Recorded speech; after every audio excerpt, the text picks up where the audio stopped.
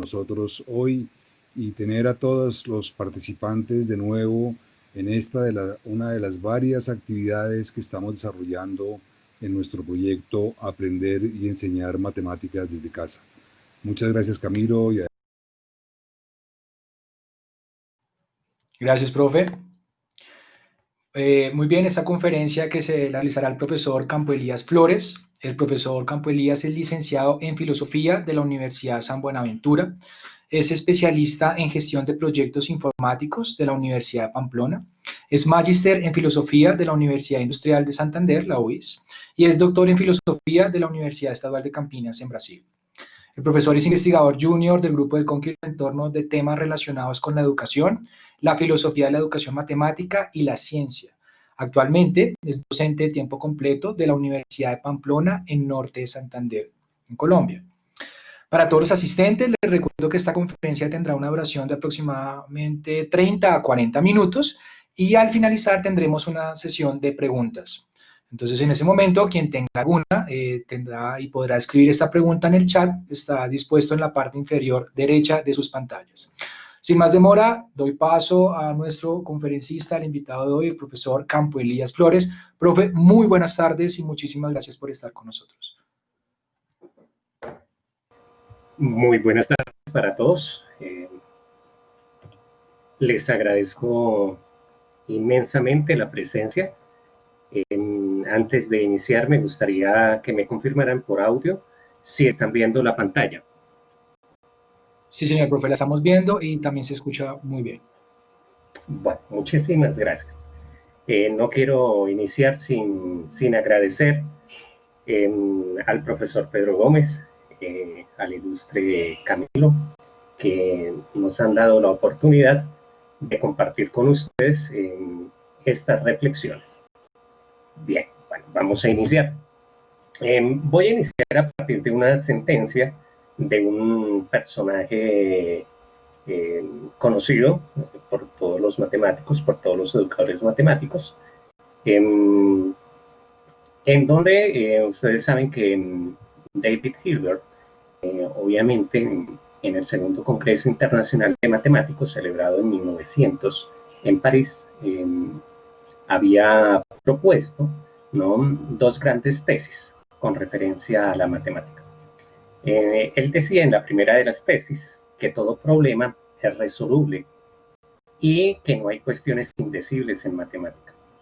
Y la segunda tesis que él propone es que los fundamentos de la matemática constituyen un problema que, en virtud de la tesis anterior, debe resolverse de manera rigurosa y definitiva con métodos matemáticos, no especulativos.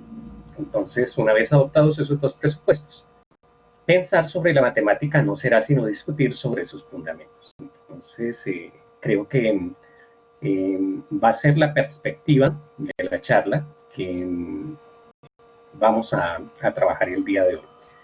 Entonces, en ese sentido, esto de la educación virtual, a partir del hecho de la pandemia provocada por el coronavirus y obviamente de la enfermedad del COVID-19, pues para los educadores matemáticos tiene que ser un problema, ¿no?, que tiene que generarse en una resolución desde la perspectiva de Hilbert.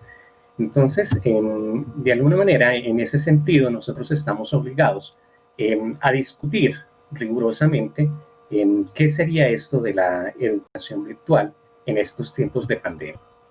Bueno, entonces vamos a avanzar. Entonces, ¿qué objetivo nosotros vamos a plantearnos en la charla?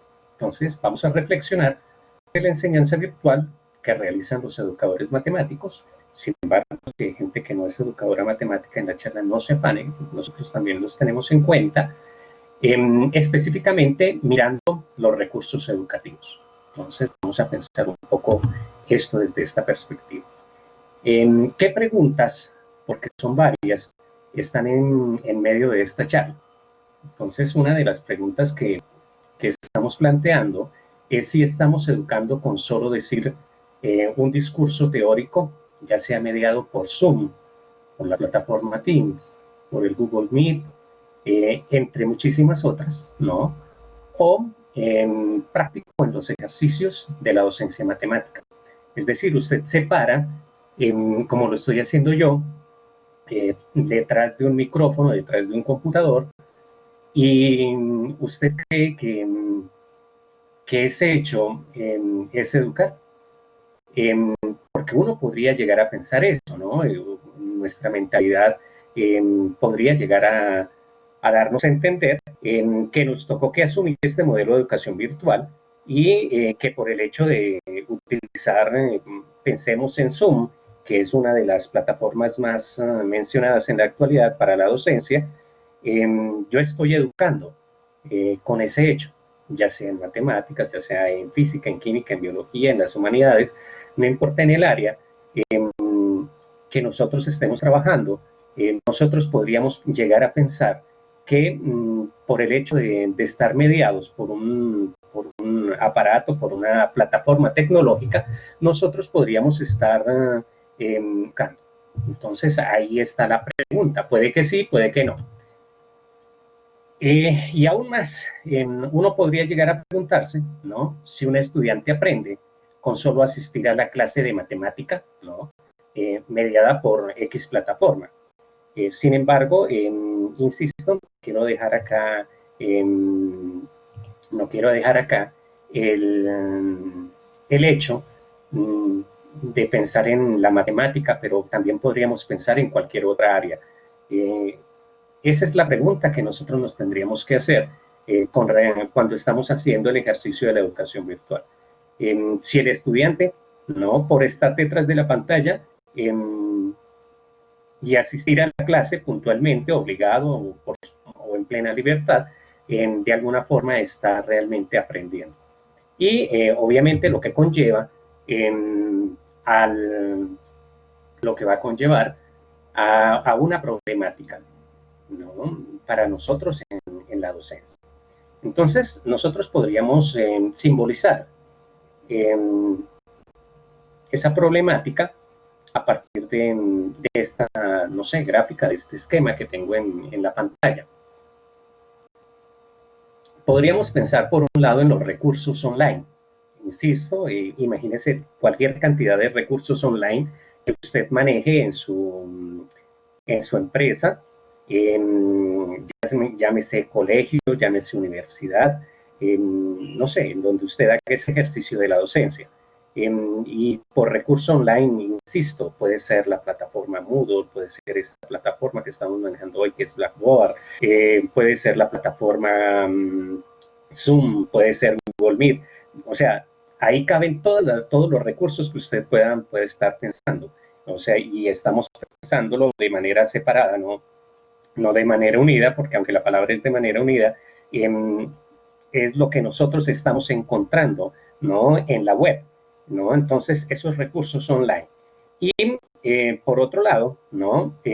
Tendría que mirarse los recursos físicos que nosotros tenemos. Por recursos físicos entiendo los software, entiendo el hardware, estoy entendiendo adicionalmente la infraestructura y la logística que usted tiene en su casa, en su apartamento, en el lugar donde usted habita. Y sumando estos dos hechos, ¿no? Para la educación virtual, uno podría llegar a pensar, entonces, si yo tengo recursos online más recursos físicos, entonces eso es igual a clases virtuales educativas. O cuando yo tengo recursos online más recursos físicos, sí, solo sí es igual a clases virtuales educativas. Entonces, aunque parece lo mismo, insisto, no es lo mismo, ¿no? O sea, porque contar con los recursos que ofrece la web, ya sean recursos de software libre o recursos pagos, ¿no? Mediados por el factor económico, y los recursos físicos que nosotros tenemos. O sea, el problema de la educación de las clases virtuales no estaría directamente allí. Y por eso pongo en interrogante en estos sentidos del igual, con referencia a esa educación virtual. Parecería, ¿no? Y todo lo voy a hablar así en sentido especulativo, aunque a Gilbert no le gustara. Parecería que para nosotros los colombianos, para nosotros quienes hacemos la educación virtual mediada por tecnología, parecería que el problema en esa educación virtual es la herramienta, ¿no? Es el recurso, y pareciese que hemos centrado en el problema de la educación en eso. Entonces, uno tendría que pensar que quizá eso es verdad, ¿no? Porque estamos en un país donde hay una brecha digital muy marcada, donde tenemos un problema de conectividad de más del 50% en el país. Entonces, eso podría conllevar una dificultad grande. Pero usted tiene que recordar algo. El problema de los recursos y del acceso a la educación, ¿no? Ya ha quedado en segundo plano. ¿Qué es eso de quedar en segundo plano? Significa que haya ese problema de la brecha digital o no lo haya, ¿no? Ya sea de primera o de segunda generación, es algo que no vamos a discutir en este momento. Usted le ha tocado que asumir las clases virtuales y le ha tocado que asumir clases virtuales efectivas. Es decir, usted se tiene que preguntar en este momento no por los excesos, o sea, yo no estoy negando la realidad, insisto, de nuestros estudiantes. Usted puede encontrar estudiantes que no tienen ni celular, no tienen mucho menos internet, mucho menos computador. Eso es cierto, ¿no? Pero en ellos no se estaría dando el proceso educativo porque no tienen cómo acceder a él. Pero o sea, esto estaría enfocado a los que sí tienen acceso, ¿no? A esos medios educativos, llámense recursos físicos, recursos online, y obviamente están matriculados en alguna institución educativa pública o privada, y nosotros tendríamos que empezar a enfocarnos, ¿no? En esa realidad. Una realidad es que por lo menos hasta el mes de septiembre de este año, del 2020, vamos a tener esta realidad de las clases virtuales, o sea que usted va a tener el problema más o menos todo el mes de julio, agosto, digamos que se descansará algunos días, continuará, digamos que mitad de agosto trabajando usted, el mes de septiembre, y posiblemente hay gente que habla que esta situación de la virtualidad se puede extender al resto del año. Ya no nos podemos poner a llorar, ¿no? Sobre el agua derramada, dice el dicho, ¿no? Sino que tenemos que empezar a pensar en cómo construir nuestras clases virtuales de manera efectiva. Y ese es el problema que estamos tocando acá. Por eso la charla se ha titulado Más allá de Zoom, más allá de Teams, y procurar buscar una educación virtual auténtica. En ese sentido de una educación virtual auténtica, lo estoy enfocando en cuanto a clases virtuales que sean efectivas. Y obviamente, ¿cómo se desarrollarán las clases virtuales efectivas? Entonces, una clase virtual auténtica, efectiva, ¿no? Es aquella que le tiene que crear una identidad al docente, pero no una identidad de un ser nuevo, de un ser extraño, de otro mundo, no, sino de una persona que se formó de manera autodidacta, porque nosotros no tuvimos procesos de formación propiamente en la academia, quizá algunos sí, quizá otros no, tuvieron la formación en el área de lo relacionado con la tecnología, pero digamos que de manera autodidacta a todos los docentes de Colombia y en gran parte del mundo les tocó asumir esa identidad, y nuestra identidad docente, ¿no? Llámese acá de docentes matemáticos, ¿no? De educadores matemáticos, es una identidad docente autodidacta, es decir, que usted mismo se está formando para ese ejercicio. Vamos a trabajar 3 momentos: el antes de la clase, durante la clase y obviamente después de la clase. Y finalmente enfocaremos algunas conclusiones en la medida del tiempo. Espero no superar el límite de tiempo de 30 minutos que nos ha propuesto el ilustre Cristian Camilo. Entonces empecemos con el antes. A ver acá. Vamos a ver. Entonces vámonos acá. ¿qué pasaría? ¿Qué debemos tener en cuenta para una clase auténtica, ¿no? Como docentes autodidactas? Entonces, antes, ¿qué tienes que pensar? Entonces, usted tiene que pensar dos cosas antes de la clase. Tiene que pensar en una estructura logística, ¿no? Que es diferente del hecho de la preparación de la clase. Entonces, vámonos, por ejemplo, a la parte logística. O sea, ¿qué es lo que usted tiene que tener en casa?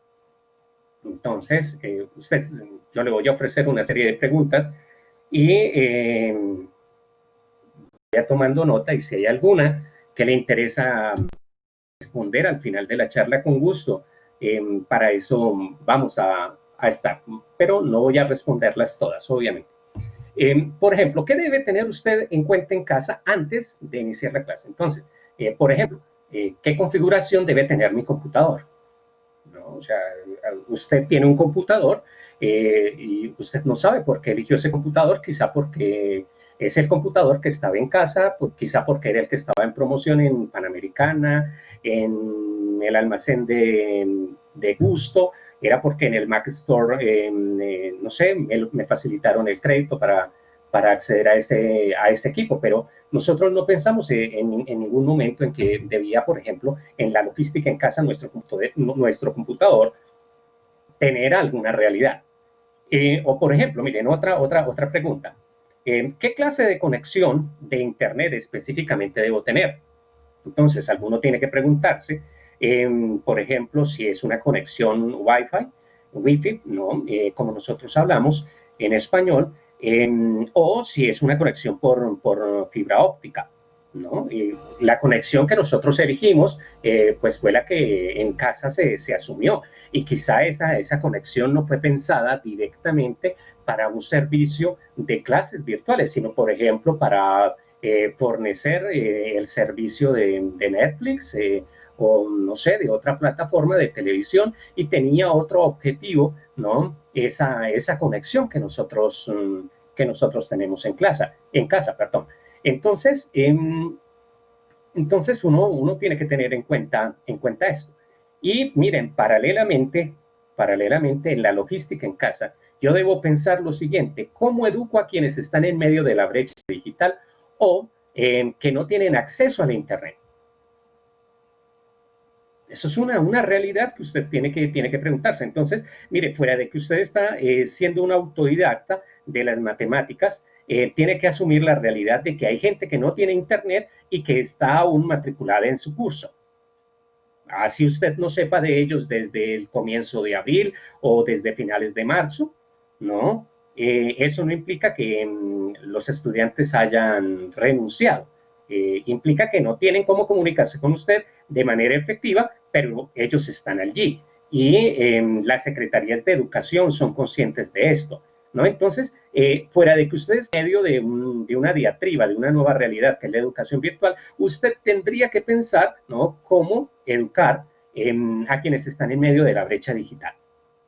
Adicionalmente, y eso hace parte de la logística en casa, porque esto implicaría que usted tiene que tener un lugar adecuado, ¿no?, para las clases virtuales, y de alguna forma transformar ese mismo lugar, ¿no?, para generar una producción de contenido para aquellos que no tienen acceso a esta parte digital.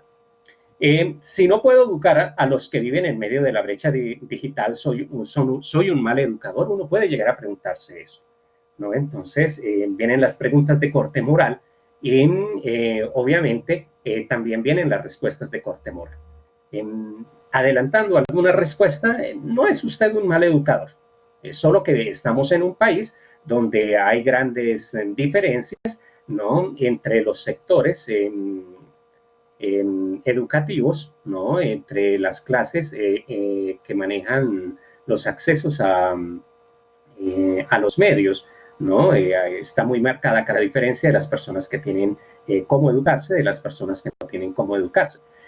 Pero, insisto, si usted viviese en este momento en Estados Unidos, quizá usted también tendría el mismo problema, o si usted viviese en Santiago de Chile, tendría usted el mismo problema, o si usted viviese vamos a pensar en donde, si usted viviese quizá en Italia, tendría casi el mismo problema. El CASI es consciente de que allí el hecho de la brecha en Europa se ha superado en cuanto a problemas de conectividad y esto mutó a otra clase de brecha digital. Bueno, ¿qué más tendría que pensar usted en esa logística en casa, ¿no? Entonces, ¿qué clase de educador matemático es usted, ¿no? En medio de la pandemia, asumiendo la educación virtual. Mire, hay dos posibilidades. Es uno que sabe cómo manejar esto de la brecha, esto de la educación virtual, o es uno que no sabe hacerlo. Son las dos únicas posibilidades que hay, ¿no? Y esto no está relacionado con la edad. O sea, porque usted puede decir, no, pues es que yo soy viejo, y discúlpenme la palabra viejo, soy una persona que ya estoy entrado en años, y pues obviamente yo soy un inmigrante digital, casi que me ha dejado el tren de lo tecnológico y no puedo asumir directamente esto. Eso podría llegar usted a pensar, pero yo conozco gente de la tercera edad, si ustedes me permiten, gente entrada en años, ¿no? Que conoce muchísimo más que la gente joven, que los docentes jóvenes que están en este ejercicio. Y a veces me parece muy curioso que son estos docentes, educadores, no matemáticos, los que más se interesan por mejorar sus habilidades en cuanto a la tecnología, el manejo de la tecnología. Bueno, adicionalmente usted podría preguntarse, ¿no? ¿Dónde debo ubicar mi salón? ¿En casa o en el apartamento o en el lugar donde usted habita? Y usted automáticamente va a preguntar, ¿mi salón? ¿Cómo así? Yo lo único que tengo a duras penas es una mesa, o yo lo único que tengo es un escritorio. ¿Cómo así que debo ubicar un salón? Sí, obviamente. Esto se tiene que adaptar a la situación de vida que nosotros tenemos. ¿No? O sea, usted está hablando de la logística que tiene en casa, es decir, de cómo va a ser para dictar las clases en casa. Si no tiene usted un lugar donde por lo menos tenga paz y tranquilidad para dictar sus clases, pues estamos en un aprieto. Y se tendría que pensar una estrategia clara con referencia a esto. Acá podría dar 1000 consejos, ¿no? ¿Dónde debo ubicar mi salón en casa, ¿no? O en el apartamento. Pero, insisto, es algo de lógica que nosotros tenemos que pensar. Y usted tiene que tener un lugar para trabajar. No puede ser el comedor de su casa. El comedor de su casa tiene una mesa muy hermosa, pero es pensado para otra cosa. Es pues, para usted tomar los alimentos en familia, ¿no? Y no es para generar más desorden. Claro, las realidades, ¿no? Dependiendo de cada persona, son diferentes. Pero nosotros sí debemos pensar, ¿no? En búsqueda de una educación virtual auténtica, ¿no? Tener un espacio adecuado para este ejercicio docente. ¿Cuánto tiempo de antelación, ¿no? Con antelación, he de iniciar, por ejemplo, mi sesión para las clases virtuales? Yo les recomiendo media hora. Ahora la pregunta es, pero si yo tengo un horario de 8 a 10, de 10 a 12, de 12 a 2, a duras penas me sobra 15 minutos para almorzar, después tengo de 2 a 4, y a veces tengo una reunión de área de 4 de la tarde a 6 de la tarde. O sea, ¿qué tiempo me va a dar de esperar a mis estudiantes si lo único que me está generando pues es una dificultad? Bueno, entonces hemos de pensar, ¿no? Que la cuestión del tiempo en la educación virtual es algo que nosotros tenemos que manejar. Mire, el tiempo se relativiza en la virtualidad. El tiempo se tiene que implementar y se tiene que ajustar. Mire, aún usted en la logística en casa debe preguntarse, ¿aún es necesario tener lápiz y papel o una agenda a mano? Y la respuesta es sí. Indiscutiblemente, a pesar de que estemos en la época digital, como no todo está digitalizado, que usted no tiene acceso directamente a su agenda virtual, ¿no? Por favor, tenga siempre una agenda, un papel, un lápiz a mano para anotar algunas cosas que van quedando allí en el desarrollo de la sesión. Pero eso tiene que pensarlo antes, ¿no? O sea, es una logística en casa que se está mediando antes. Debe usted también hacerse esta pregunta, ¿debo hidratarme? ¿Debo tomar agua, por lo menos, ¿no? En la clase, y la respuesta es que sí. ¿Debe descansar? Obviamente que sí. O sea, no puede ser de 8 a 10, de 10 a 12, de 12 a 2 de la tarde.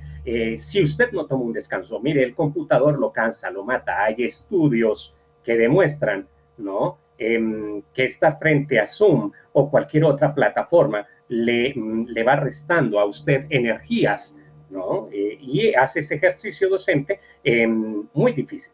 Por ende, también usted tiene que descansar. Ahora, esto en cuanto a logística, es decir, ¿qué es lo que debo tener? Ahora, en cuanto a la logística de la preparación de clase, ¿no? Entonces, yo he planteado 3 preguntas, pero no es porque solo se reduzca a 3 preguntas. Eso tiene que pensarse más. Miren, en cuanto a la preparación, usted podría preguntarse, ¿qué clase de preparación debo hacer en la educación virtual? Acá los amigos de la metodología Lesson Study o los enemigos de esta metodología deberían echarle por lo menos una miradita a la primera parte, a cómo preparar, ¿no? ¿Qué van a responder mis alumnos? ¿Cómo, profe? ¿Qué clase de preparación debo hacer en la educación virtual? Por lo menos en esta educación virtual yo les estoy recomendando una educación estilo Lesson Study, ¿no? En la primera parte, no tan estricta, no tan específica, pero sí tendríamos que pensar nosotros claramente cuáles son los objetivos, cuáles son las competencias, cuáles son quizá también los valores ciudadanos que debemos de preparar, ¿no? en la elaboración de nuestras clases. ¿Qué clase de preparación debo hacer en la educación virtual? Mire, acá la respuesta está, insisto, en esa metodología japonesa que ha llegado a Colombia hace varios años atrás y que se ha intentado aplicar en la educación matemática. Sin embargo, por lo difícil y por lo exigente de la misma, pues nosotros no tenemos una cultura que nos agrade. Pero miren, insisto, idealmente deberíamos hacer una preparación estilo Lesson Study, por lo menos en el primer paso, no en los primeros pasos, para la educación virtual. Es decir, que nada quede a la improvisación. Mire, acá otra pregunta. Es que no me puedo demorar en cada pregunta. Al final, el que quiera que se profundice algo, con gusto lo vamos a hacer. ¿Qué tanto tiempo debo utilizar para preparar clase? ¿Cómo así? Sí, usted se tiene que preguntar qué tanto tiempo, ¿no? De su vida personal, ¿no? De su jornada laboral, que son 48 horas a la semana, va a dedicar para la preparación de clase. Y el factor, insisto, del tiempo es algo que se tiene que maximizar acá en la educación virtual. Si usted no maximiza el tiempo, si usted no hace qué tanto tiempo quiere para preparar la clase, usted, miren, le van a llegar las 10, las 11, las 12 de la noche, su compañero, su esposo, su esposa, sus hijos ya durmiendo, todas las personas descansando, y usted preparando clase para no improvisar al día siguiente.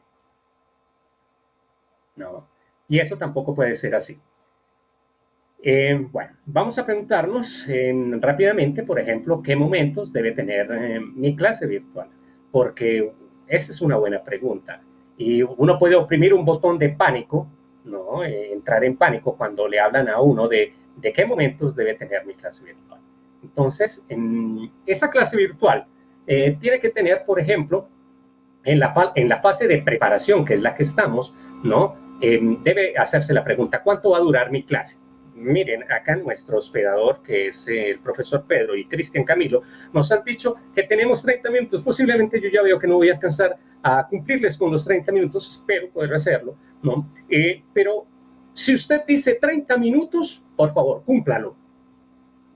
Si dice 2 horas, pues intente cumplirlas. ¿El tiempo en la virtualidad funciona lo mismo que en la presencialidad? No. Vuelve a aparecer la pregunta, ¿cuánto debe durar mi clase? Mire, 15 minutos debe durar su clase. ¿Cómo? ¿Qué? Sí, usted debe preparar clases de 15 minutos o menos. Y no me puede hacer una excepción usted a mí. Acá en Colombia vivimos pidiendo rebaja por todo, excepciones por todo. Bueno, está bien, en el mejor de los casos, media hora. Es decir, y eso pensando en que una clase virtual sea excesiva. Mire, sus clases, ¿no?, de matemáticas no deben durar más de 15 minutos y por mucho media hora.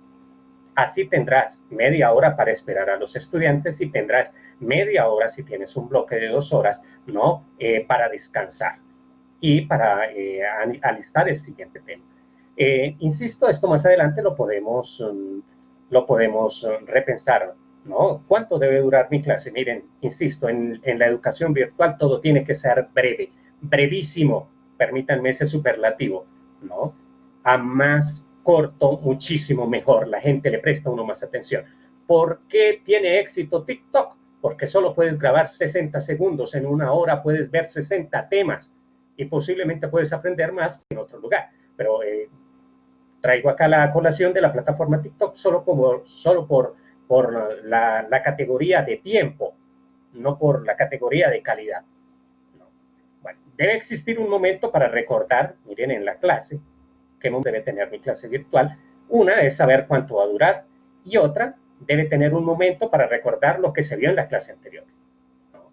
Adicional, en esa fase de preparación, usted tiene que mirar qué herramientas debe usar para hacer más dinámica su clase.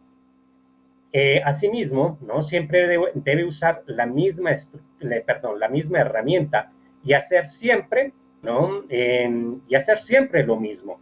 Es decir, crear una estructura. Esa estructura yo la llamo introducción, cuerpo, desarrollo de la clase, conclusiones y ya, final. Esa es la superestructura a la que me refiero acá. Y obviamente utilizar una misma herramienta. Hoy no puedes utilizar, por ejemplo, Microsoft Teams, ¿no? Y mañana utilizar el Classroom de Google. Y paso mañana mudarte a Moodle. No puede ser, o sea, tendríamos que tener alguna especie de continuidad en las herramientas que nosotros manejamos y obviamente en las cosas que nosotros hacemos. Tenemos que empezar a crearles rutinas a nuestros estudiantes. Obviamente, uno se tendría que preguntar en la preparación, ¿no? ¿Cuándo, cómo y qué evaluar? Miren, 3 preguntas claves. ¿Cuándo? ¿No? Es decir, ¿en qué momento de la clase vas a evaluar? Porque puedes evaluar al inicio para que te ayude a recordar lo que han visto en el pasado, ¿no? Puedes evaluar a mitad o puedes evaluar al final. O no puedes evaluar. Y miren, eso es muy importante. ¿Cómo evaluar? Puede ser una pregunta, puede ser con ensayo-error, bueno, en fin, hay muchas metodologías para que usted lo haga. ¿Y qué evaluar? ¿No? Usted tiene que saber como docente qué es lo que va a evaluar porque usted ha escogido el claramente. Y con qué herramientas usted tiene que evaluar. Entonces es algo básico. Miren, dinámica de la clase. Por ejemplo, ¿qué herramientas debo usar para que la clase sea más dinámica? Entonces ahí, disculpen el montón de información, ¿no? Entonces, ¿qué herramientas puede utilizar usted? Entonces usted dice, no, yo puedo utilizar Zoom, puedo utilizar TikTok, puedo utilizar el Blackboard, Teams, Webex, ¿no? Este es el Google Meet, puede utilizar la plataforma Moodle, el Classroom, Jitsi, miren, este es un software libre muy recomendado para aquel que no tiene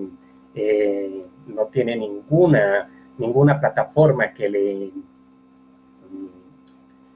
ofrecida por alguna institución y quiere hacer alguna conferencia, es muy recomendada. Jitsi.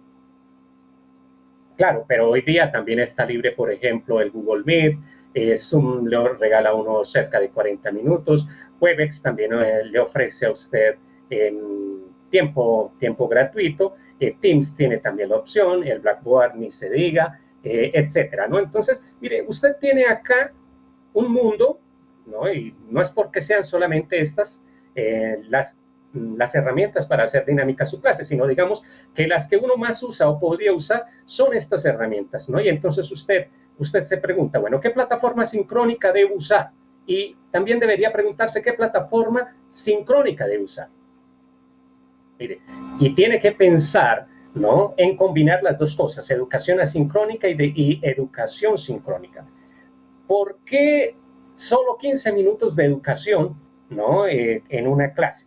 Porque si usted piensa el modelo educativo, ¿no?, cuando dura solo 15 minutos su clase, ¿no?, está pensando en una plataforma asincrónica. Por ejemplo, una plataforma asincrónica puede ser YouTube, ¿no? Entonces, cuando yo hago uso de YouTube, ¿no?, esta plataforma, y hay muchas otras además, ¿no? Se me viene a la mente esta que es muy famosa en música, pero también en educación. Usted ya va a encontrar, miren, de manera asincrónica material producido sobre el tema que usted está trabajando. No crea que es el primero, por ejemplo, que va a dar trigonometría.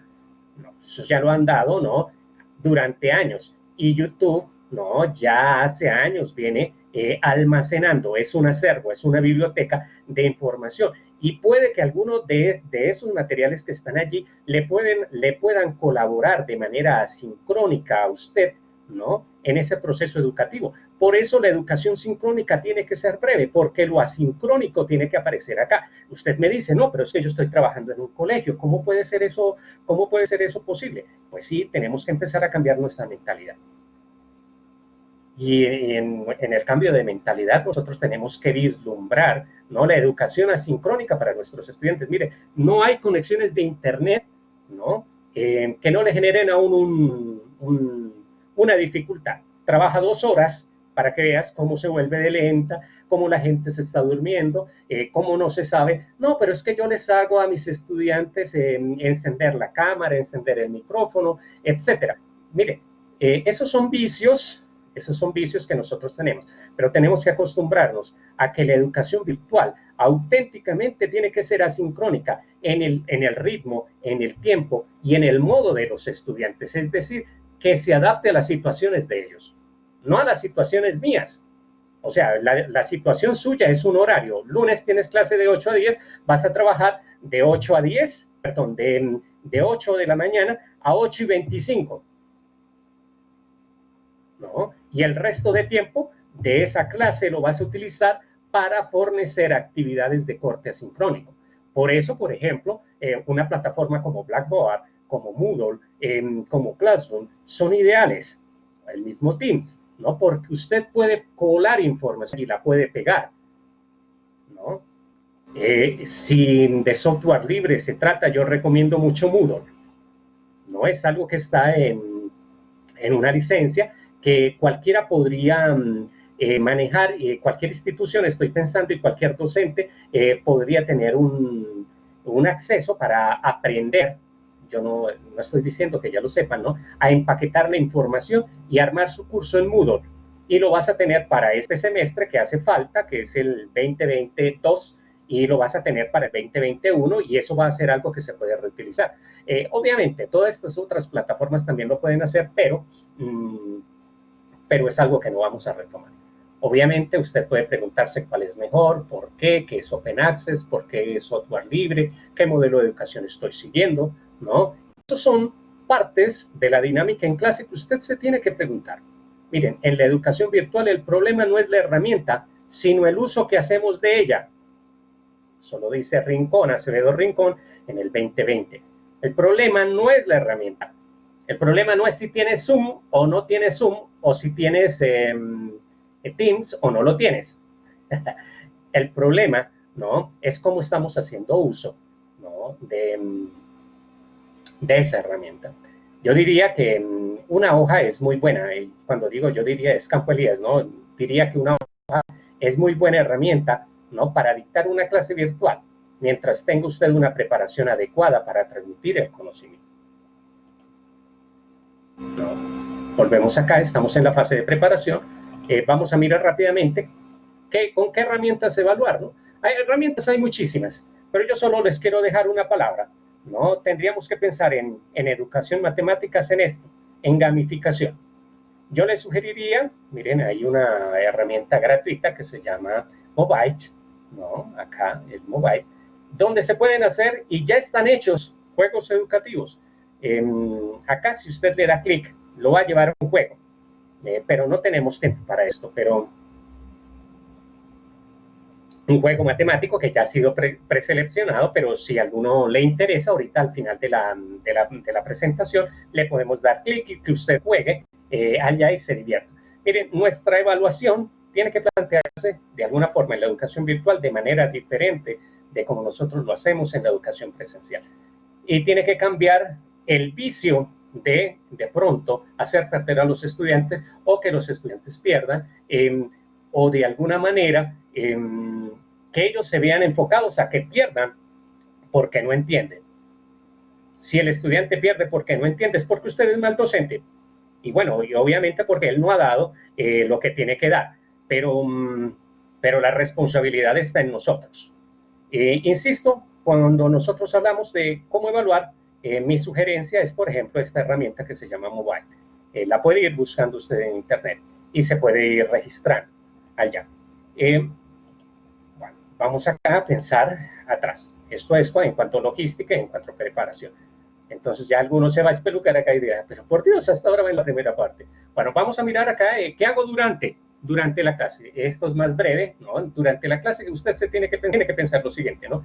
Aplico lo que preparé, evito improvisar.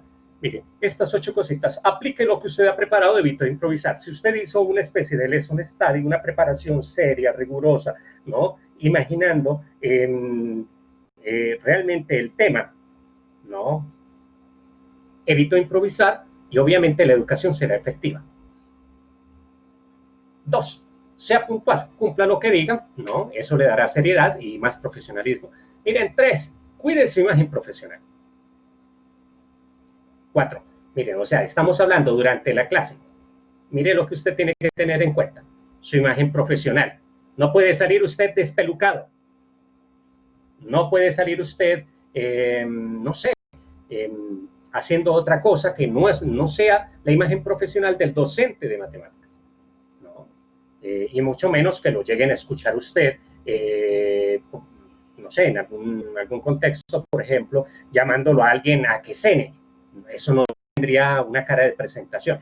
De lo que usted haga, eso se llama el currículo oculto, de lo que los estudiantes vean en usted, ellos van a imitar. Si lo ven que usted está despelucado, pues obviamente ellos también dicen, no, pero si el profesor está despelucado, ¿yo por qué me voy a bañar? No, si el profesor come durante la clase, pues obviamente yo también puedo comer durante la clase. Pero si usted maneja, miren, una imagen profesional adecuada, ¿no? Durante la clase, créanme, los estudiantes tienen que asumir, ¿no? Con más seriedad ese proceso de lo que usted está haciendo. Obviamente, esto no es camisa de fuerza, ni es que 100% se ve así. ¿Qué más? Usted tiene que procurar buena luz, ambiente tranquilo, un fondo fijo detrás, preferiblemente hablan de una pantalla verde, sobre todo los seguidores de Zoom.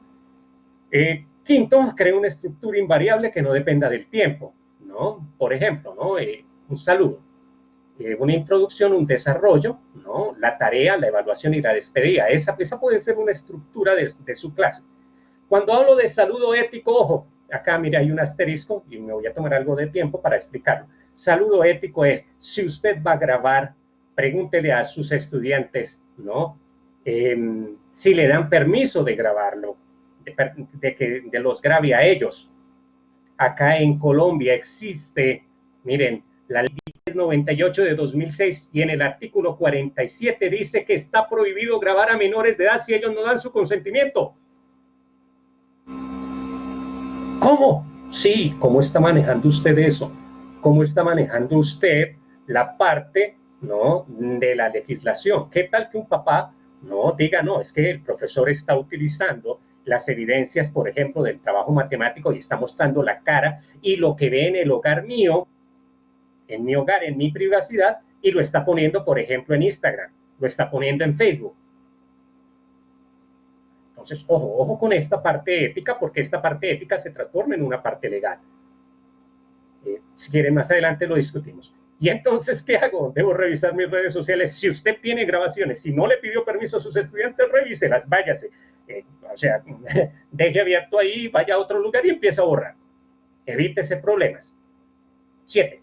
Si tiene herramientas específicas para dictar clase. Hablo, por ejemplo, un micrófono externo, una cámara externa, un computador que sea viejito, ¿no? Como el señor que está hablando, ¿no? Que no funcionamos sino con dificultad a 2 velocidades, lento y menos lento.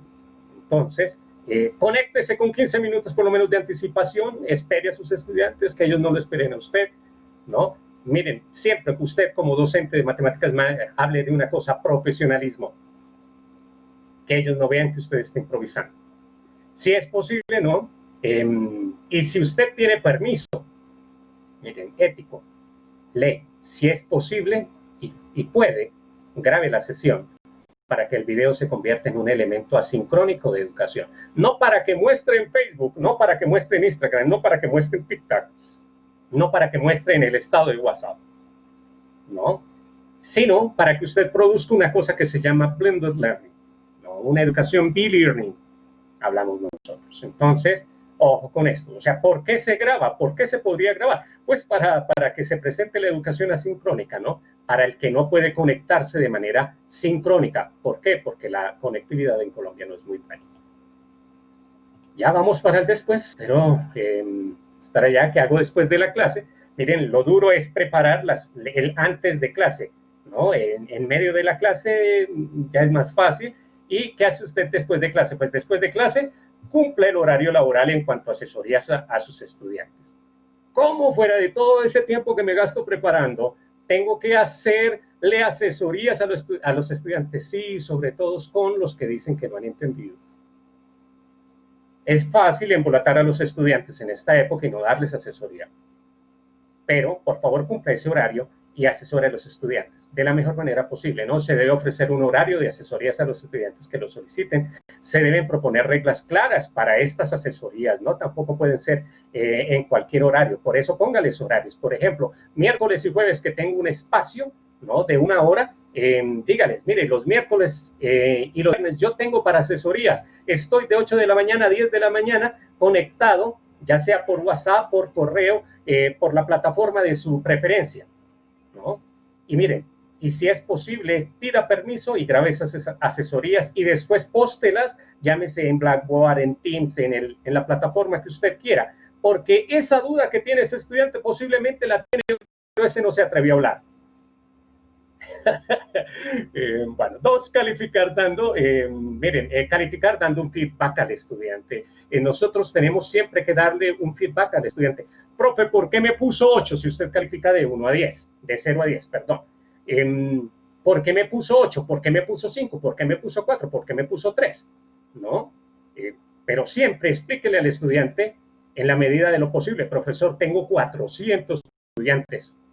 ¿Cómo voy a hacer eso? Es algo que podemos discutir ahorita al final, ¿no? Pero siempre procure darle un feedback al estudiante del proceso, ¿no? De evaluación, de acuerdo a las competencias, a los derechos básicos de aprendizaje, a los logros, a los objetivos de la etcétera, ¿no? Según el modelo curricular que usted siga, porque las universidades, los colegios, etcétera, donde nosotros trabajamos como docentes, llámese en las matemáticas, en la biología, en donde usted sea, no tiene un modelo curricular específico. Pero esta regla del feedback, conforme la de la asesoría, cúmplala. 3, preparar la clase, ¿no? De la mejor manera posible. Acá se vuelve a conectar el antes con el después. Es decir, de acuerdo al tema que está por venir. Es decir, que los estudiantes encuentren una cohesión entre el tema que vieron anteriormente y el que usted va a ver, ¿no? En el siguiente, en la siguiente sesión. Cuarto, ¿no? Tengo un banco de evidencias de todo lo que realice. Pero recuerde, ¿no? Que esto tiene todo un trasfondo ético y legal. Es decir, usted puede tener evidencias porque el jefe le solicita a usted las evidencias. Sí, pero recuerde que para obtener esas evidencias existe el trasfondo ético, ¿no? Y existe un trasfondo legal. Entonces tenga cuidado con ese banco de evidencias, es algo importantísimo, vale oro.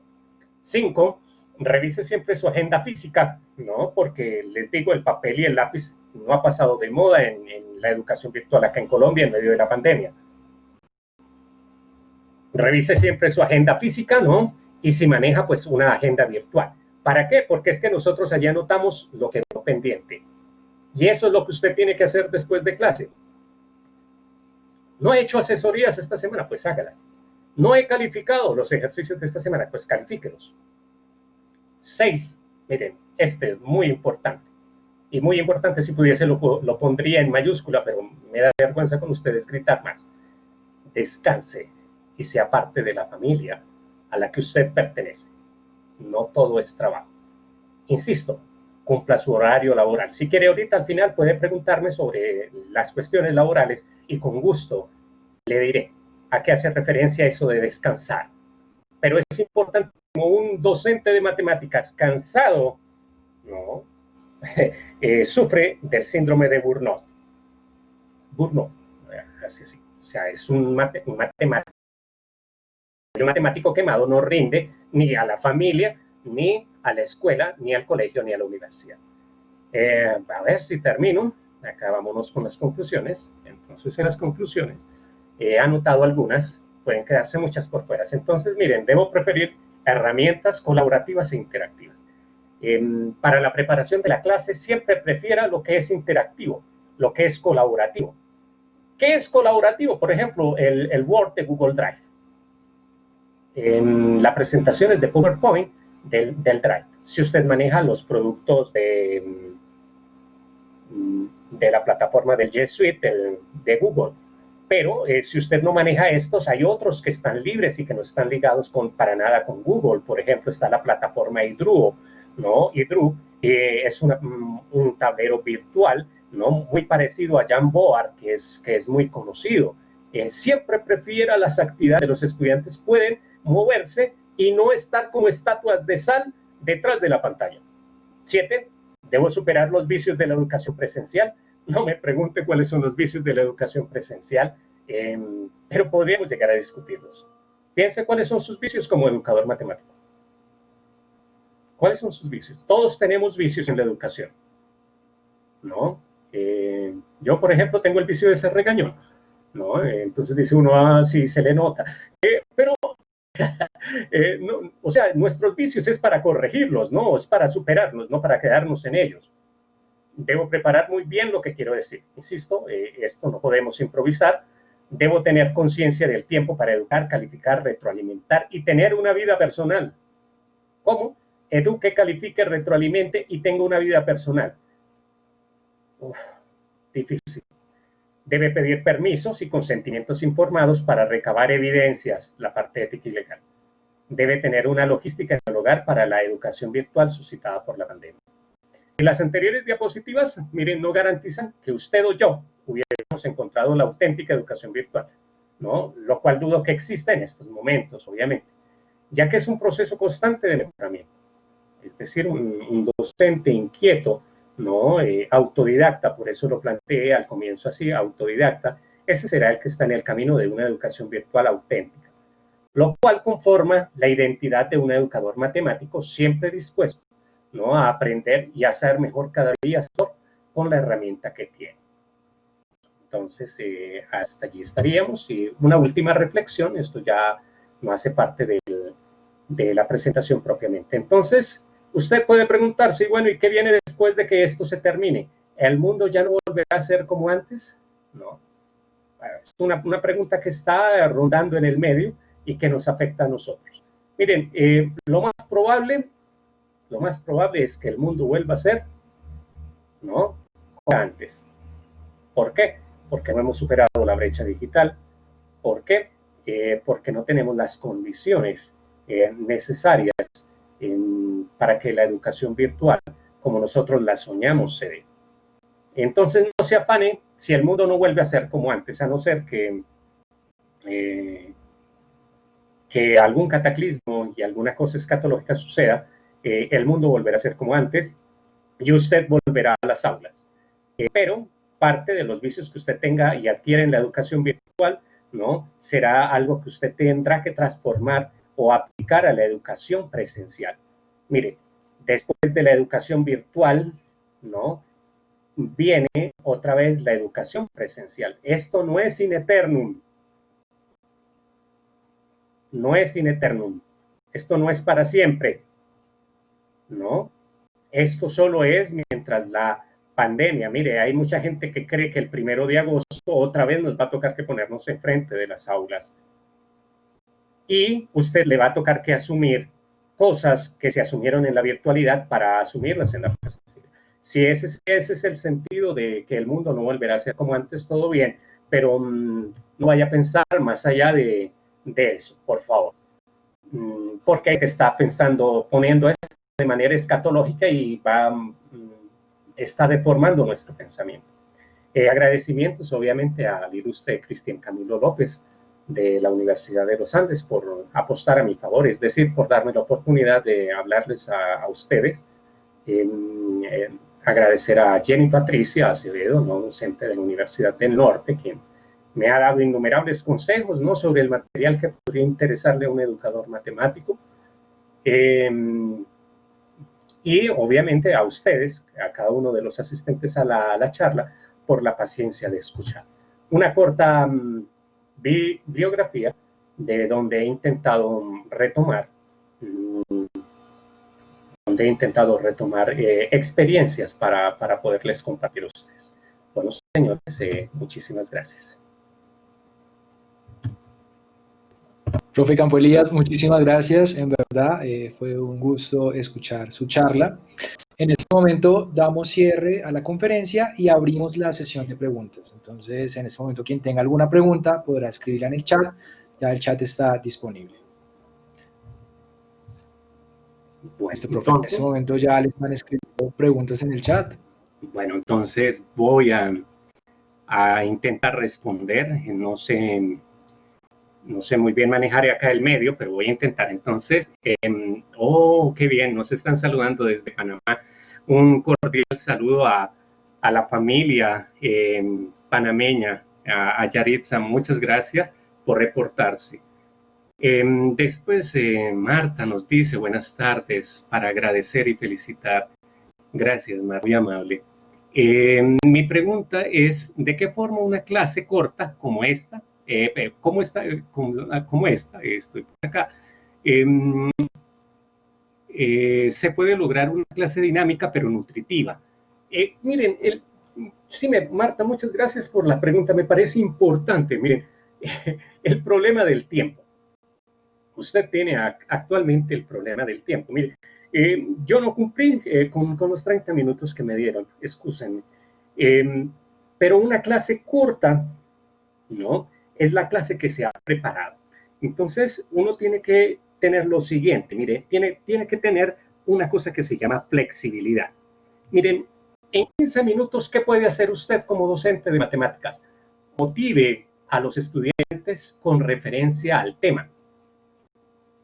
¿Qué otra opción le queda a usted? Ahí ya ha gastado 5 minutos, le quedan 10 minutos. En los 10 minutos proponga un trabajo colaborativo, por ejemplo, ¿no?, el aula invertida. Todo el mundo habla actualmente del aula invertida, para que se entre el proceso del conocimiento. Miren, puede poner usted ese ejercicio del aula invertida. Válgase de que hoy día todo el mundo, casi, por lo menos yo pensaría que todo el mundo tiene acceso a un smartphone. Y con ese smartphone en el aula invertida, que el estudiante demuestre el proceso. Pero miren, no solo basta con que el estudiante demuestre el proceso mediante la grabación y la producción de conocimiento para discutirse en la siguiente sesión, sino aprovéchese de las herramientas asincrónicas. Es decir, miren, presencialmente usted va a trabajar 15 minutos, pero usted puede ofrecer de manera asincrónica cantidad, puede ofrecerle horas, ¿no?, horas a los estudiantes sobre ese tema que él podría ir profundizando. El problema de la educación virtual es que es una educación, como ya lo he dicho, para el docente, es una educación autodidacta. Es decir, ¿qué tanto quiere usted profundizar en esa educación? Es decir, tiene que ir acompañadas las dos cosas. Por un lado, ¿no?, una motivación corta, ¿no?, en los 15 minutos, y proponer un trabajo muy claro.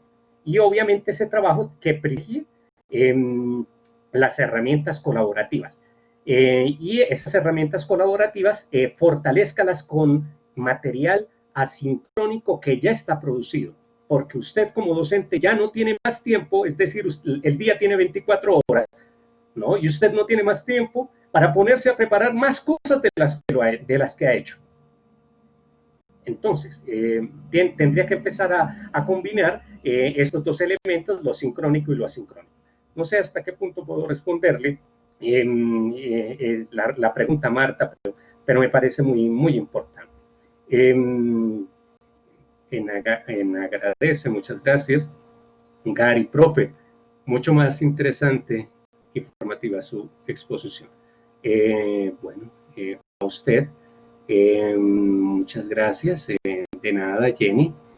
Mario, gracias, mil gracias. Desde Santander, el Colegio Ecológico de Florida Blanca.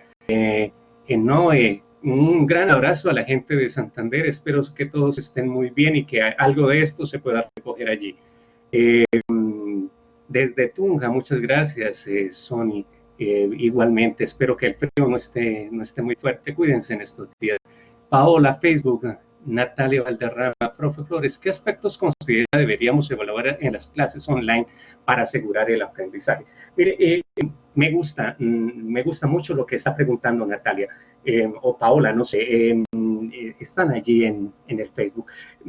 Mire, ¿qué aspectos considera usted que debería evaluar? Yo con referencia a la evaluación, evalúe los errores. Miren, en la educación virtual se produce un fenómeno que no se puede producir en la educación presencial.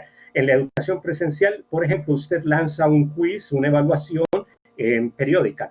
Entonces les dice usted en impresa, fotocopiada, y la pone a sus estudiantes y les dice, tienen media hora, por ejemplo, para el desarrollo de 2 temas. ¿No?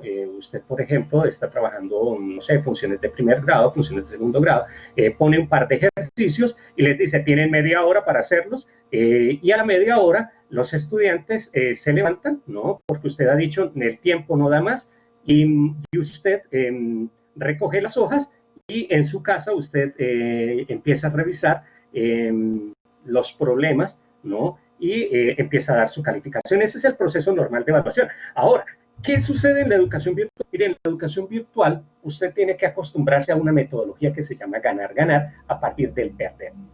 Es decir, hay herramientas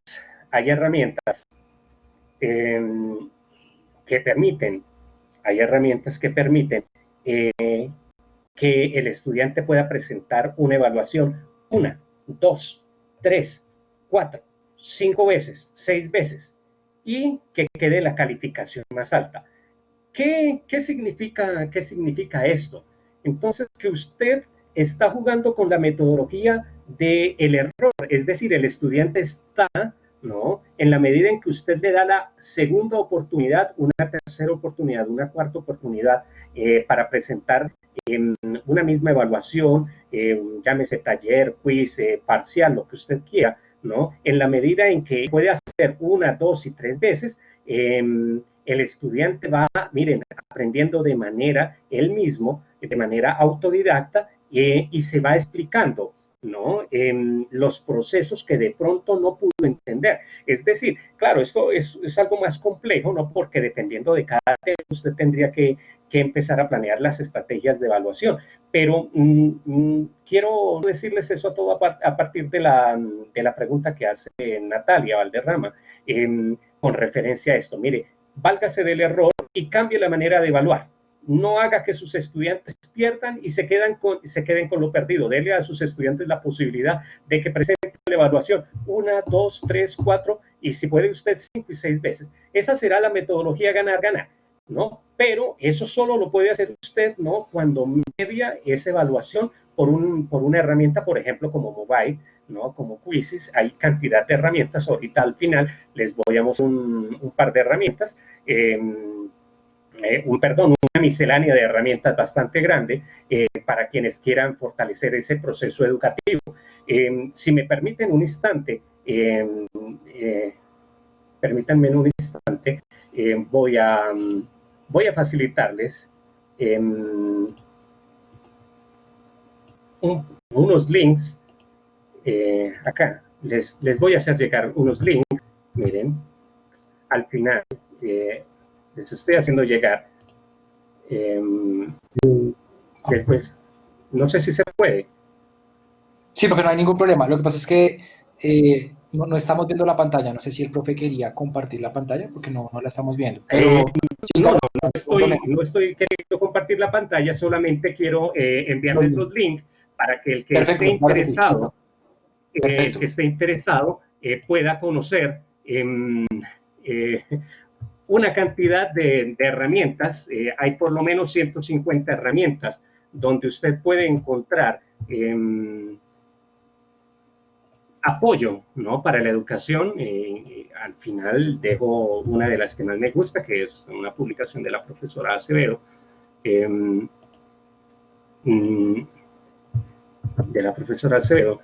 ahí está al final. Mire, usted puede darle clic a cualquiera de esos links que está allí, ¿no? y usted va a encontrar herramientas que lo van a ayudar a hacer mejor ese proceso. No crea que esto de la educación virtual es algo novedoso, ni que la evaluación de la educación virtual es algo novedoso. ¿Qué es lo que es novedoso? Superar nuestros o que el estudiante se quede con esa nota, sí es algo que nosotros tenemos que superar en la educación matemática. Entonces, con referencia a lo que ella plantea. A ver, quiero revisar alguna otra cosa. Espero que haya respondido en algo, Natalia, en lo que usted ha preguntado. A ver, acá. A ver, son varias preguntas, por Dios. A ver, muchas gracias. ¿En qué aspectos consideramos mejorar en las clases online? Mire, y además, ¿qué se puede evaluar? Miren, la asistencia, el que el estudiante haya comparecido ante usted, eso es importante para evaluar, ¿no? El proceso tiene que cambiar. Tiene que darle algún porcentaje a que el estudiante vaya y le tenga paciencia a usted y le escuche. Si yo tuviese que evaluarlos a ustedes en estos momentos, por esperarme y por escucharme, yo les daría la mitad de la nota. La otra mitad la sacamos con trabajos, talleres, parciales, etc. Bueno, allá, muchas gracias, saludos de Santa Cruz, Bolivia, por Dios, qué bien. Santa Cruz es hermosísimo. Muy bien, espero que estén todos bien en Bolivia porque allí ha pegado el coronavirus terriblemente en Bolivia. Natalia dice, ¿considera usted que los docentes, sin importar nuestra edad, estamos obligados a manejar herramientas tecnológicas? Obligados no. No, obligados no. Nadie puede obligar a otro a hacer lo que no quiera. Pero Natalia, mire, una cosa sí es importante. Si usted no asume la enseñanza mediada por tecnología, la van a descartar. En esta época en que las personas descartan fácilmente a las otras, certeza, ¿no?, que van a preferir a una persona que maneje las tecnologías que a una que no. Obviamente en este mundo eso sería una especie de obligación, pero yo llamo eso preferencia. Hacia el futuro, no se afane, que viene una cosa que se llama la educación nanotecnológica, la educación guiada por nanotecnología y inteligencia artificial. Y esa educación, pues, intentará descartar a las personas que nos descartan. Entonces, no se afanen con referencia a esto. Esto es un proceso que hasta ahora se está trabajando. Nadie está obligado a, pero prefiera y procure formarse con referencia a esto. Si no, la van a hacer a usted a un lado. Acá, agradecer al presentador. Mi pregunta es, una aula de 50 estudiantes, ¿cómo hago para mantener una participación activa? Depende del tema, estimado señor Rodríguez, Camilo Rodríguez. Mire, 50 estudiantes es mucho. Si 50 estudiantes usted va a bregar para todos, va a bregar para la conexión. Mire, yo lo primero que le voy a sugerir es que todos apaguen la cámara y que todos apaguen el audio de esos 50 estudiantes, ¿no? Y que usted inicie con una actividad colaborativa. Por ejemplo, busque una herramienta, estoy pensando en MinMaster, que aparece muy fácil, que es, por ejemplo, para crear mapas mentales, aunque es muy limitada, ¿no? Donde todos pueden, por ejemplo, generar un mapa mental. Si es un tema más complejo, que requiera, por ejemplo, fórmulas, yo le sugeriría, por ejemplo, la plataforma Edru, ¿no? La cual está en alguna de esos links que le he enviado al final de clase. Pero ante todo, prefiera las herramientas colaborativas. Es decir, ¿por qué la gente se aburre? Mire, básicamente porque nosotros nos demoramos mucho, lo que podríamos decir en tiempo, y porque no están haciendo sino escuchar, y escuchar es una acción pasiva, y la acción pasiva da el dormir y da el aburrimiento, y la gente va a empezar a perder el tiempo, se va a empezar a desesperar. Entonces yo les sugiero herramientas de todo orden colaborativa. Revisa los links que puse al final de esta presentación, vas a encontrar cantidad de herramientas colaborativas para el ejercicio de la docencia, y tienes que manejar muy bien ese hecho de que la conectividad sea fluida. Entonces, tiene que usted pensar también en otra cosa. La educación para usted, en el caso de los 50, tiene que ser flexible. Y cuando le digo flexible, ¿no?, es que no puede ser lo mismo tener los 50 sentados tras el computador que en la presencialidad. Entonces, yo le sugeriría herramientas o sea, de todo orden y de todo tipo colaborativo. Ahora, en cuanto a la evaluación, aunque usted no me lo está preguntando, tiene que tener mucho cuidado. Usted no puede dejar, miren, no puede dejar, y le insisto, no dejar más de 2 trabajos a la semana. ¿Por qué? Porque tendría 100 trabajos semanal que revisar y su vida personal, ¿dónde va a quedar? Y miren, esos 50 trabajos que usted va a recoger para revisar, procure que no sean complicados o que sean, o busque una herramienta, ¿no?, que evalúe de manera automática. Si no, usted va a morir calificando. Y obviamente el proceso educativo va a ser más difícil. Entonces, mire, dice usted cómo mantener la participación activa con todos y que se sientan partícipes. Mira, depende de la plataforma que usted tenga. Por ejemplo, Blackboard tiene la opción de crear grupos, ¿no? Puede hacer trabajos grupales. Ahora, la pregunta es cómo. Eso depende de la creatividad que usted tenga. Yo le sugiero sobre todo las herramientas de tipo colaborativo y arme grupos. Grupos de 10 sería ideal, ¿no? O grupos de 5, dependiendo su paciencia, ¿no? Y que esos 5 puedan trabajar, pero ¿qué garantizar? ¿Qué es lo que va a garantizar que ellos trabajen? Que todos tengan, por ejemplo, un equipo con multimedia, que todos tengan la misma capacidad. El problema es que si ellos no tienen las herramientas logísticas adecuadas, pues no van a poder participar y se van a aburrir. Que es muy probable que sea ese el caso de sus 50 estudiantes. Por ahora, le insisto, lo más adecuado sería herramientas de índole colaborativo, trabajos colaborativos, trabajos en el aula con grupo. Le sugeriría videos, ¿no? Cortos videos que puedan solventar el conocimiento del tema, que ya sean, ¿no?, que ya sean propiamente producidos por otras personas y que usted no tenga que producirlos para que usted los pueda aplicar en clase, y que ese trabajo en grupo solo sea la explicación de ese video. Eso implicaría mucha preparación, pero es muy posible que mejore la atención de sus estudiantes. Entonces, por lo general, solo hablando siempre que son unos 12. Mire, Camilo, también agradezca que solo hablan esos 12. Si hablan los 50, usted no puede hablar en la clase. Entonces, vea los dos lados de la moneda, ¿no? O sea, no creo que los 38 que se han quedado callados, ¿no? Usted ya les preguntó si todos tienen el equipo multimedia adecuado para la participación. Y si tienen el equipo multimedia adecuado para la participación, la pregunta es, ¿ellos estarán entendiendo lo que usted dice? Puede que usted y los 12 que hablan entienden, ¿no? Pero el resto, ¿no? Además, usted tiene que preguntarse, ¿y cómo será la situación, ¿no?, de esos 38 que se han quedado? ¿Será que la mamá está ahí al lado? O, no sé, el esposo, la esposa. Hay 1000 variables que tienes que tener en cuenta acá, pero insisto, tienes que buscar una herramienta en la que ellos se puedan mover y tienes que verificar que ellos tengan acceso a poder manejar esa herramienta desde casa. Natalia, ¿qué aspectos considera que deberíamos evaluar en las clases para asegurar aprendizajes? Creo que eso ya lo habíamos tocado, pero insisto, acá quiero volver a matizar, Natalia. Miren, que el estudiante se presente y lo aguante usted, ya es algo que usted debe calificar.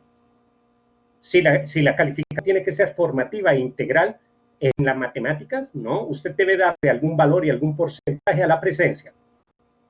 Entonces, allí, ya ahora la parte conceptual, el manejo de competencias y de objetivos a desarrollar es algo que usted debería pensar.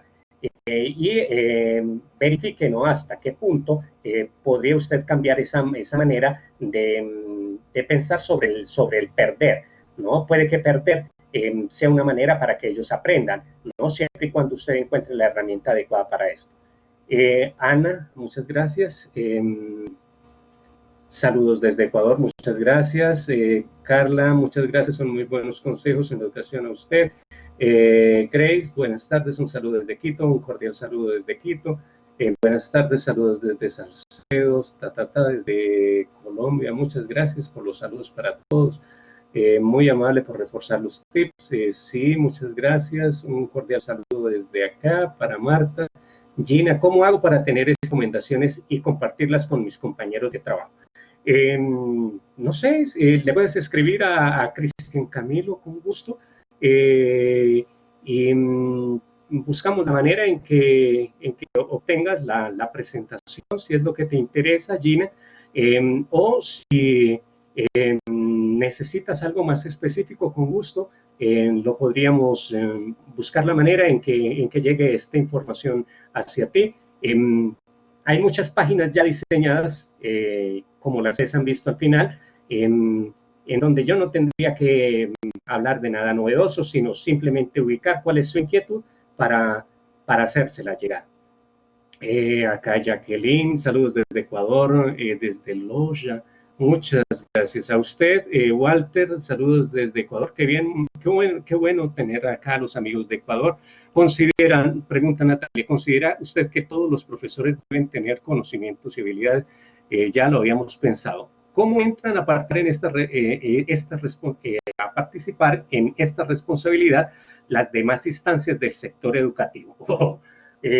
Sí, es una pregunta de gran envergadura. Mira, Natalia, si las secretarías de educación no tienen un estudio de la situación, es decir, un status quo de la situación de los estudiantes, es decir, de cuáles están en brecha digital, cuáles no están en brecha digital, acá en Colombia o llámese Ecuador, en el país que usted prefiera, mire, si las secretarías de educación, si no tienen esto, deberían tenerlo, porque así es que se crean las herramientas adecuadas y formales, ¿no? Para que se pueda presentar una educación efectiva, no una educación auténtica en la educación virtual. Si la Secretaría de Educación no sabe cuál es la situación de los estudiantes, pues obviamente puede dar cualquier cantidad de recomendaciones y cualquier cosa le puede solicitar a usted como docente.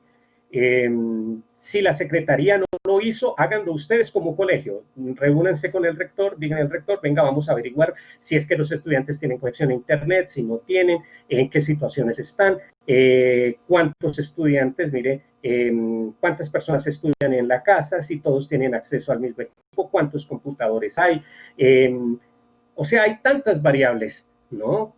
Tantas variables, y esas variables obviamente dependen de la institución, de las secretarías, y todos tienen responsabilidades. Y la principal responsabilidad está en usted, está en usted. Entonces, allá podríamos pensar en buscar la manera en saber ese status quo de su institución para que se pueda solucionar ese problema. Y mire, esa encuesta que se la hagan a los estudiantes, Natalia, pero también que se la hagan a los profesores. Yo no sé por qué la Secretaría de Educación, las universidades y demás entidades piensan que nosotros los docentes todos tenemos computador y que todos tienen conexión a internet. No sé por qué. O sea, no sé en qué país vivimos que piensan esto. Eso es una mentira. Hay docentes que, miren, viven en la Patagonia, ¿no? Y que, o sea, en el lugar más alejado de Colombia. Estoy pensando, por ejemplo, no sé, Barrancas, por allá en La Guajira, donde ni siquiera entra internet. No tienen computador. Docentes que hacen la labor con las uñas. Yo no sé por qué las secretarías de educación dan por supuesto que los docentes tienen que tener computador, que tienen que tener internet, que tienen que tener formación para esto. Entonces, esta encuesta que la hagan para los estudiantes, pero también que la hagan para los docentes. Se darán cuenta que hay muchos docentes que no